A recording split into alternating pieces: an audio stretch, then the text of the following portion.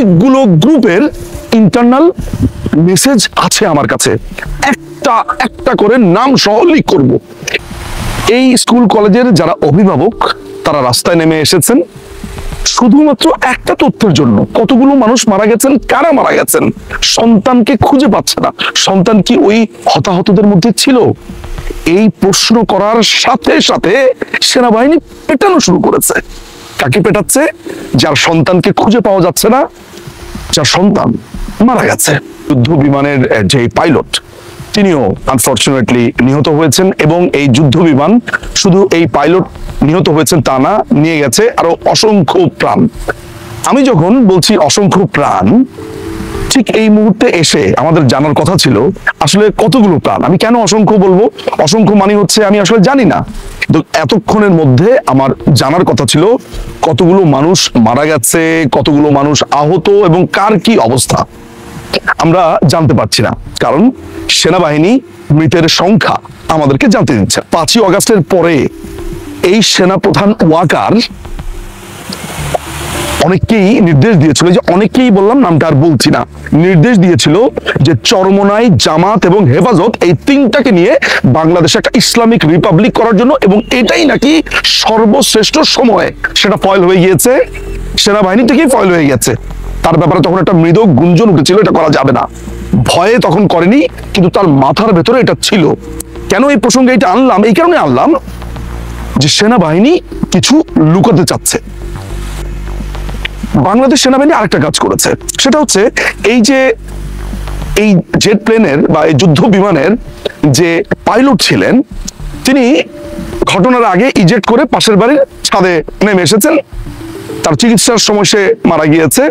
কিন্তু আশ্চর্য ব্যাপার হচ্ছে এই তৌকিরকে, অর্থাৎ এই ফ্লাইট লেফটেন্যান্ট তৌকিরকে গ্লোরিফাই করা শুরু করেছে জামাত শিবির এবং সেনাবাহিনী। তারা এমন সব কথাবার্তা এখানে লেখে, আপনার কাছে মনে হবে না, মনে হবে যে ট্রাক ড্রাইভারদের গ্রুপ। সেনাবাহিনীর গ্রুপ মনে হবে রিক্সাওয়ালা, ট্রাক ড্রাইভারদের গ্রুপ, কোন ভদ্রলোক। আমি ওসব স্ক্রিনশট দেখে আমি বললাম এটা সেনাবাহিনীর কর্নেল, মেজর, ভুলভাল ইংরেজি, অদ্ভুত বাংলা, মানে বিভৎস। সেনাবাহিনীর এই কোয়ালিটি কিভাবে এই অবস্থাতে নামলো? কেন তারা এই মাইলস্টোন কলেজের এই ভয়ঙ্কর ঘটনাতে লাশের সংখ্যা কমাতে চাইছে? কেন তারা অভিভাবকদের পেটাচ্ছে, মার দিয়েছে? এই সেই সেনাবাহিনী গোপালগঞ্জে গণহত্যা চালিয়েছে, নিরীহ মানুষকে ধরে ধরে পেটাচ্ছে, বুট দিয়ে পিষে ফেলছে আহত একজন মানুষকে। আমরা দেখেছি দুটো চোর সেনাবাহিনী যে একটা লোককে টেনে নিয়ে এসে তার পকেট থেকে টাকা পয়সা নিয়ে যাচ্ছে। আমরা কি এমন চোর সেনাবাহিনী চেয়েছি? এই যে সেনাবাহিনীকে নিয়ে এসব কথাবার্তা বলছি, বিশ্বাস করেন বুকটা ফেটে যাচ্ছে আমাদের। আমি যখন আমার এর আগেও বলছি, আমি যখন আমার সেনাবাহিনীর বন্ধু বান্ধব, অফিসার, বড় ভাই, গুরুজন, তাদের চেহারা মনে করি যারা সার্ভ করে গেছেন, তখন আমার কাছে কষ্ট লাগে যে আমারও তো বন্ধু বান্ধব আছে সেনাবাহিনীতে। আমি বলেছিলাম যে আমার স্কুলে, আমার ঢাকা রেসিডেন্সিয়াল মডেল কলেজের প্রিন্সিপাল কায়সার আহমেদ, আমাদের আজিজ স্যার, এরকম অসংখ্য মানুষের কথা আমি বলতে পারি। আমার চেনা পরিচিত গণ্ডির ভেতর অনেক।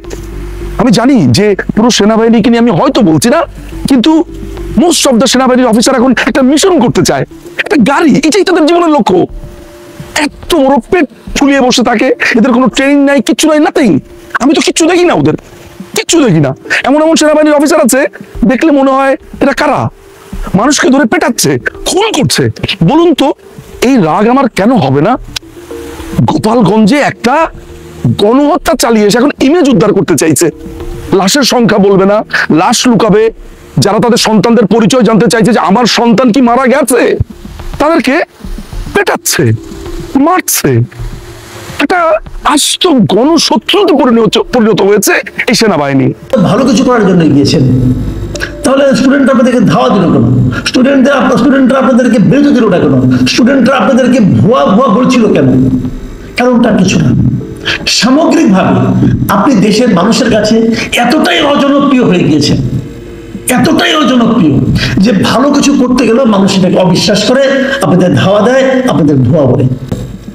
বিমান বাহিনীর যে প্রশিক্ষণ বিমানটা বিধ্বস্ত হলো, তাদের কত লোক মারা গেছে। আসলে লোক বলবো কেন, এরা হলো শিশু, একজন দেব শিশু যাকে বলে আর কি, নিষ্পাপ শিশু। এদের যে নির্মম মৃত্যু হল, যে মর্মান্তিক মৃত্যুর ঘটনা ঘটলো, এটা নিয়ে কালকে আমি একটা ভিডিও করেছিলাম, আরো অনেকেই করেছে, আপনারাও আজকে সারাদিন বিভিন্ন সোশ্যাল মিডিয়াতে এবং পত্রপত্রিকায় অনেক নিউজ দেখেছেন। মৃত্যুর সংখ্যা ক্রমাগত বাড়ছে, তাদেরকে হাসপাতালে নিয়ে আসা হয়েছে, বিভিন্ন হাসপাতালে বার্ন ইউনিটে নিয়ে আসা হয়েছে, এবং সে বার্ন ইউনিটে পলিটিক্যাল লিডাররা গিয়েছেন শোক প্রকাশ করতে। তো ভাই কি বলবো, মানে মানুষ মারা যাচ্ছে, শিশুরা মারা যাচ্ছে, সেটা নিয়েও রাজনৈতিক ফয়দা লোটার চেষ্টা হচ্ছে। অনেকেই গেছেন, এখানে ভিড় জমিয়েছেন, ডাক্তাররা বলছেন আপনারা ভিড় জমাবেন না। এই ভিড়টা হলো এই বাচ্চাদেরকে সুস্থ করার ক্ষেত্রে সবচেয়ে বড় প্রতিবন্ধকতা, কিন্তু তবু ভিড় কিন্তু কমেনি, অপ্রয়োজনীয় ভিড়, লোক দেখানো ভিড়। উপদেষ্টারা গেছেন, অনেক উপদেষ্টারা গেছেন, 5 জন 6 জন উপদেষ্টা গেছেন, কিন্তু স্বাস্থ্য উপদেষ্টা যার যাওয়ার সবচেয়ে প্রয়োজন তাকেই দেখলাম না। হ্যাঁ, উপদেষ্টা সহকারী যিনি আছেন অধ্যাপক সাইদুর রহমান সাহেব, ওনাকে দেখেছি, কিন্তু স্বাস্থ্য উপদেষ্টাকে আমি দেখিনি। তো এই যে সরকারের যে তৎপরতা, তারা অনেক কিছু করতে চাচ্ছে, কিন্তু এই ঘটনার জন্য দায়ী কি? দেখুন ঘটনা কি, ঘটনা হলো বিমান বাহিনীর একটা প্রশিক্ষণ বিমান ধসে পড়েছে, বিধ্বস্ত হয়েছে। কোথায় পড়েছে? শিক্ষাঙ্গনে, একটা স্কুলে। তাহলে এখানে আর তাদের দরকার কি? চিকিৎসা। তো মূলত 3টা মিনিস্ট্রি আমি ধরি, একটা হলো প্রতিরক্ষা মিনিস্ট্রি অথবা বিমান বাহিনী, আরেকটা হলো শিক্ষা মন্ত্রণালয় যেহেতু শিক্ষাঙ্গনে, আরেকটা হলো এদেরকে চিকিৎসা করতে হবে, সেটা হলো স্বাস্থ্য মন্ত্রণালয়। আমি যদি 3টা মন্ত্রণালয়ের কথা বলি, এদের পারফরমেন্স কি? আমার বিবেচনা পারফরমেন্স হলো জিরো, জাস্ট জিরো। আমি উদাহরণ দিয়ে বলছি আপনাকে। আগে শিক্ষা মন্ত্রণালয়ের কথা বলি। শিক্ষা মন্ত্রণালয় এই ঘটনার প্রেক্ষিতে চলমান যে পরীক্ষা চলছিল, ছাত্রদের এই সময় যে এইচএসসি পরীক্ষা চলছিল, যে সময় সেই এইচএসসি পরীক্ষাটা তারা স্থগিত করেছে। কখন স্থগিত করেছে জানেন? মধ্যরাতের উপরে। ঘটনা ঘটেছে দুপুরে। শিক্ষা মন্ত্রণালয় সিদ্ধান্ত নিতে পারে নাই পরীক্ষা আদৌ স্থগিত হবে কি হবে না, সেটা তারা স্থগিত করেছে রাত্র 2:41 জাতি প্রথম জেনেছে যে পরীক্ষাটা স্থগিত করা হয়েছে। কিভাবে জেনেছে? তো তথ্য মন্ত্রণালয়ের যিনি উপদেষ্টা আছেন মাহফুজ আলম, ওনার ফেসবুকে উনি বলেছেন যে উনি শিক্ষা উপদেষ্টার সঙ্গে আলোচনা করে তারপরে সিদ্ধান্তটা জানিয়েছেন। তো দুনিয়ার সবাই কি ওই রাত্র 2:41 পর্যন্ত বসেছিল? সকালবেলা অনেকে গেছে, সারা দেশে পরীক্ষা, সকালবেলা অনেকে পরীক্ষা দিতে গিয়েছে, যে এনেছে যে পরীক্ষা স্থগিত। এই হলো শিক্ষা মন্ত্রণালয়ের পারফরমেন্স। স্বাস্থ্য মন্ত্রণালয়ের পারফরমেন্সটা প্রথমেই বললাম, স্বাস্থ্যমন্ত্রী কোথায় দেখা যাচ্ছে না, উনি আসেন কি নাই কেউ জানে না, করা ছাড়া কিছু করেন নেই উনি। ওনার কাছ থেকে মানুষ একটা প্রতিকার চায়, একটা সিদ্ধান্ত চায়, সেটা কোথায় আমরা কেউ দেখিনি। আচ্ছা, বিমান বাহিনী একটা বিমান করলো, বিমান বাহিনীর প্রধান কোথায় এখন কেউ দেখেছেন? তার কোনো কথা শুনেছেন? শুনলাম ওই নাকি তুরস্কে আছেন। ঠিক আছে, তুরস্কে আছেন, ওখান থেকে কিছু একটা উনি বলতেন, মানুষ জানতো যে বিমানটা ধসে পড়েছে এই বিমানটা চীনের তৈরি। 2013 সালে এই ডিজাইনের মানে এই মডেলের বিমান তৈরি চীন বন্ধ করে দিয়েছে। বন্ধ করার আগে আমরা ছিলাম শেষ গ্রাহক। 36টা বিমান নাকি আছে আমাদের, 36টার মধ্যে 3টাই গত কয়েক বছরে বিধ্বস্ত হয়েছে। যে বিমানের এত বেশি, 36টার মধ্যে 3টাই বিধ্বস্ত হবে, তাহলে বিধ্বস্তের হার কত? প্রায় 10%-এর বেশি। এই যে বিমানগুলো বিধ্বস্ত হচ্ছে, এই বিমানটা চালায় কেন? এটা দিয়ে প্রশিক্ষণ করাই কেন? কিনেছে 2013 সালে, মানে হাসিনা সরকারের আমলে। তো বুঝাই গেছে লক্কর ঝক্কর মার্কের বিমান হয়তো বিশাল দাম দিয়ে কিনে নিয়ে আসছে। প্রধান উপদেষ্টা একটা বিরাট কাজ করেছেন, ওনাকে ধন্যবাদ তো দিতেই হবে।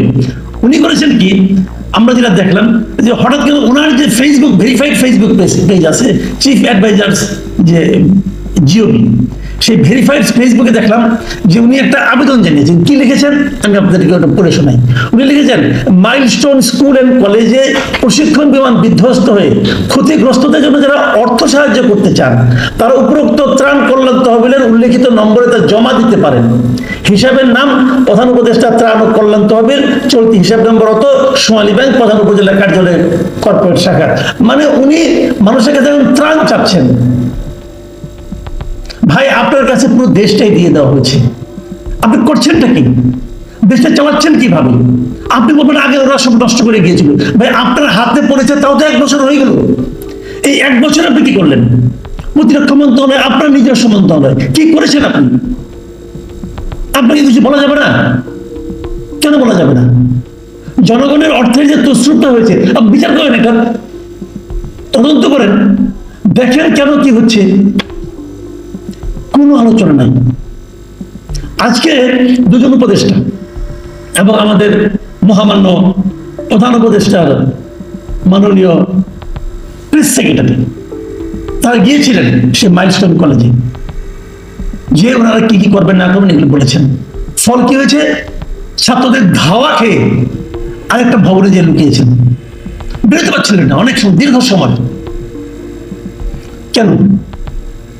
তখন বাইরে যখন তাদের ধাওয়া দিয়ে নিয়ে যাওয়া হয়, বাইরে স্টুডেন্টদের স্লোগানগুলো শুনেছেন, এই ভিডিও দেখেছি আমরা, সেখানে আপনাদেরকে ভুয়া ভুয়া বলে স্লোগান দিচ্ছিল স্টুডেন্টরা। সেই সঙ্গে এই অন্তর্বর্তীকালীন সরকারের বিরুদ্ধে তারা স্লোগান দিচ্ছিল। এটা কেন হয়? একটা কথা খালি ভাবুন, এটা কেন হয়? আপনারা যারা গিয়েছেন তারা তো ভালোর জন্যই গিয়েছেন, আমি আপনাদের খারাপ বলছি না, কিন্তু আপনারা এই জিনিসটা উপলব্ধি করতে পারেন। আপনারা জেদ ধরেছেন যতদিন সম্ভব আমরা দায়িত্বে থাকবো, আমরা চেয়ার ছাড়বো না। চেয়ারে প্রেমে পড়ে গেছেন, আরাম ছাড়তে চান না আপনারা। একটা আরাম তো দেখি চেয়ারে আরাম, আরেকটা যে কি আরাম আছে পেছনের আরাম, ওটা তো আপনার যাওয়ার পরে আমরা টের পাবো। এই তো হচ্ছে। স্টুডেন্টরা 6 দফা দাবি করেছে, খুব ইন্টারেস্টিং। আপনাকে একটু দেখো খালি, ছাত্ররা 6 দফা দাবি করেছে। দাবিগুলো কি কি খুব সতর্কভাবে খেয়াল করুন। দাবিগুলো হলো নিহত ব্যক্তিদের সঠিক নাম পরিচয় প্রকাশ, 1 নম্বর দাবি। কেন? যারা মারা গেছে তাদের নাম পরিচয় প্রকাশটা দাবি আকারে আসে কেন? এটা তো স্বাভাবিক হওয়ার কথা ছিল, এটা তো স্বাভাবিক হওয়ার কথা ছিল, এটা দাবি হিসেবে উপস্থাপিত হলো কেন? এই কারণে হলো যে তাদের মধ্যে সন্দেহ সৃষ্টি হয়েছে যে মৃতের সংখ্যা কম করে দেখানোর জন্য অনেকের নাম পরিচয় দেওয়া হবে না, অনেকের নাম পরিচয় প্রকাশ করা হবে না। দ্বিতীয় দাবি কি? আহত ব্যক্তিদের সম্পূর্ণ ও নির্ভুল তালিকা, যারা আহত হয়েছে তাদের তালিকাতেও কাটছাট হতে পারে, এই আশঙ্কা করছে স্টুডেন্টরা। কেন আশঙ্কা করছে? আপনাদেরকে কেন বিশ্বাস করছে? আপনারা এখন পর্যন্ত কিছু করতে পারেন আর না পারেন, স্টুডেন্টদের কাছে নিজেদেরকে বিশ্বাসের জায়গায় স্থাপন করতে পারেন নাই। এর চেয়ে বড় ব্যর্থতার কি হতে পারে? তাদের 3 নম্বর দাবি, শিক্ষার্থীদের প্রতিটি পরিবারকে ক্ষতিপূরণ দিতে হবে। 4 নম্বর দাবি, বিমান বাহিনীর ব্যবহৃত ঝুঁকিপূর্ণ ও পুরনো প্রশিক্ষণ বিমান বাতিল করে আধুনিক ও নিরাপদ বিমান চালু করতে হবে। এবং 6 নম্বর দাবি, শুনুন 6 নম্বর দাবিটা কি। 6 নম্বর দাবি হচ্ছে শিক্ষকদের গায়ে সেনাবাহিনী সদস্যদের হাত তোলার ঘটনার জন্য জনসমক্ষে নিঃশর্ত ক্ষমা চাওয়া। তার মানে কালকে উদ্ধার কাজের সময় শিক্ষকদের গায়েও সেনাবাহিনীরা হাত তুলেছিল, ওরা দাবি করছে। কেন তুলেছিল? একটাই কারণ, যে দাবিটা প্রথমে তারা করেছে যে নিহতদের যেন নাম পরিচয় সব প্রকাশ করা হয়। আমরা কোন দেশে বাস করছি ভাবুন এবার। সরকারকে জনগণ, এমনকি সাধারণ স্কুল কলেজের ছাত্ররা, তারা বিশ্বাস করে না। এর চেয়ে বড় অপমান এবং এর চেয়ে বড় ব্যর্থতা একটা সরকারের আর কি হতে পারে?